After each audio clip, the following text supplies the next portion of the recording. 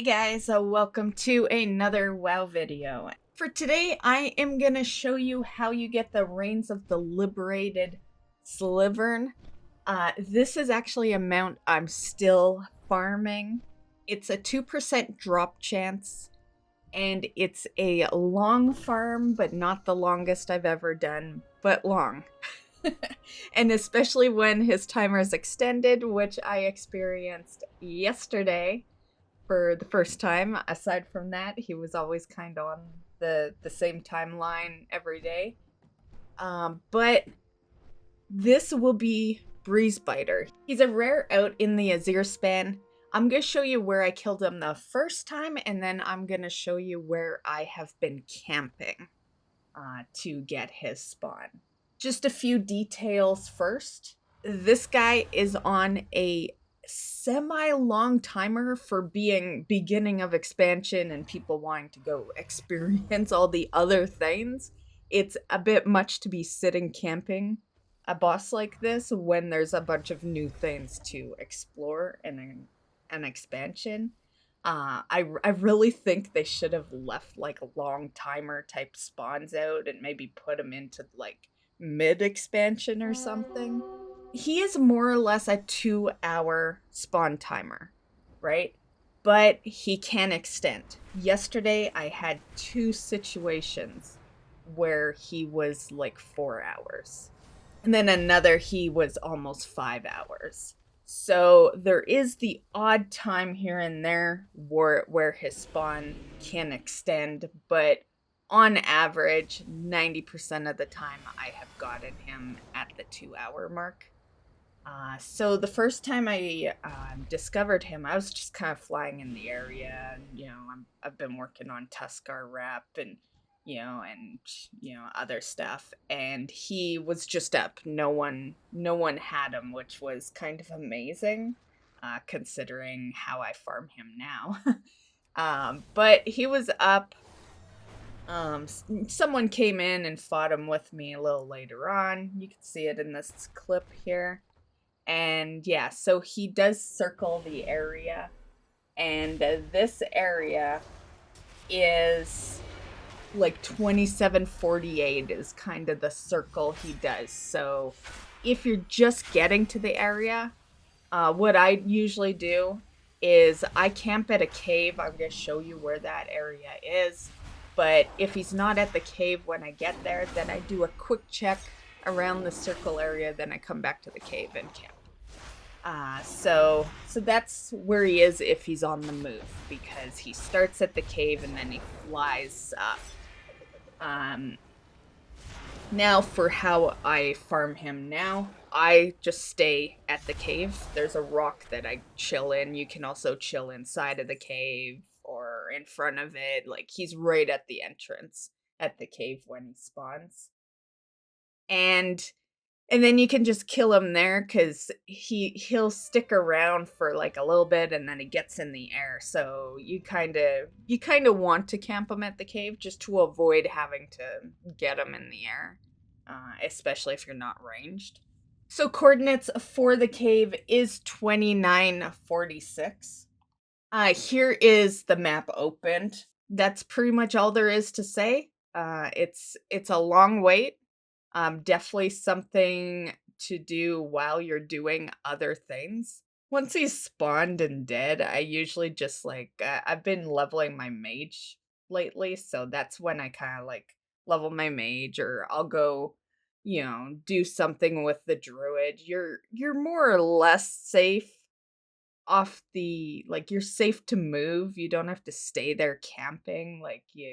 Yeah, just as long as you're back at least 2 hours later, I would say you're safe. It's not the funnest camp, but he is one of the mounts you can get. So yeah, minimum 2-hour spawn, 2% drop chance, and out in Azir span. So I hope you have good luck farming this. This is welcome to my druid's life for the past 4 days. That is pretty much what she's been doing.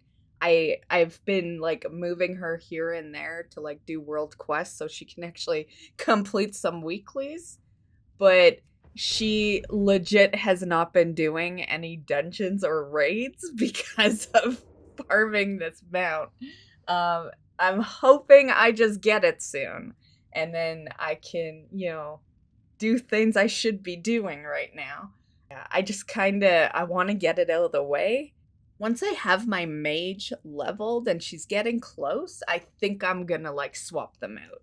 And then at that point, I'll have the mage farming this area, and then my druid can be, off doing some M plus and some raids and stuff. So that probably won't happen till next week though, because I'm not really leveling the mage fast. I've been doing a lot of professions and stuff. So, and one last thing I just wanted to add in before we end the video is that this is an easily soloable mount.